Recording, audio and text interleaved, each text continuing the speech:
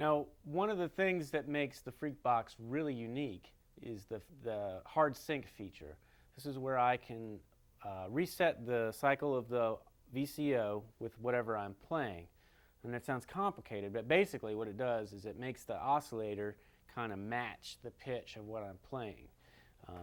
So we'll show you that real quick. First thing is to flip the switch on.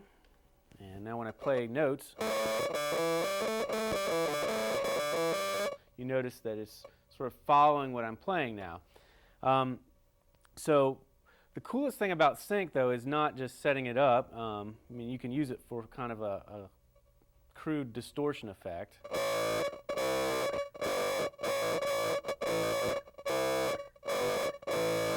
But when you play the frequency control, that's really exciting because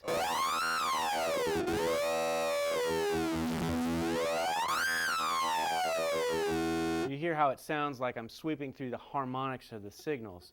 It means every time the oscillator's at a frequency equal to a harmonic of what I'm playing, it sounds like it's reinforcing that harmonic. It's kind of one of the things that makes hard sync sound so cool. There's a few things to keep in mind when you're using hard sync. One is that you want to keep the oscillator at a higher frequency than whatever you're playing. For instance, now you can hear it. But if I'm using the oscillator as a square wave and I go below the frequency, you'll hear it cut out.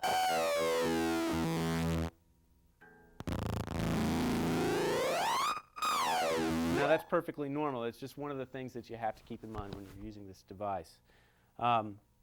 Another thing that you want to keep in mind is because there's only a single oscillator in the FreqBox, if you play really complex stuff in, and when I say complex I mean like chords, like say your jazz chord.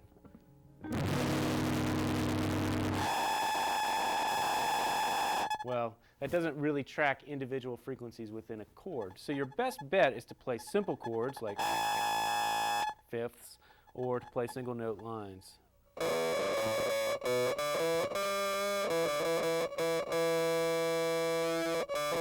Another way that you can modulate the oscillator with your input signal in the FreqBox is with the envelope follower. Now the envelope follower is used for dynamics in that loudness of the oscillator will match the loudness of what you're playing.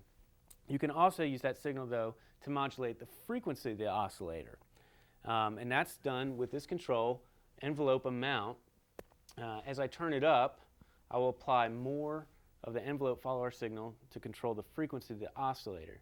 Now it's added to the frequency of the oscillator, so I will set this for my lowest pitch that I want, and now you'll hear the pitch change as I hit a string.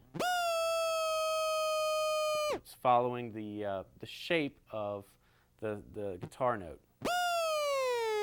And if I play really quietly, the frequency is lower. If I really smack the string, the frequency goes up. So that's kind of a goofy sound right there that I've got going on. When I add oscillator sync, though, it gets kind of interesting. That means that dynamically I'm controlling the frequency. It's sort of like my loudness is turning out this knob up and down. But it's also synced to what I'm playing, so it's still kind of in pitch with what I'm playing. So you get this interesting dynamic effect.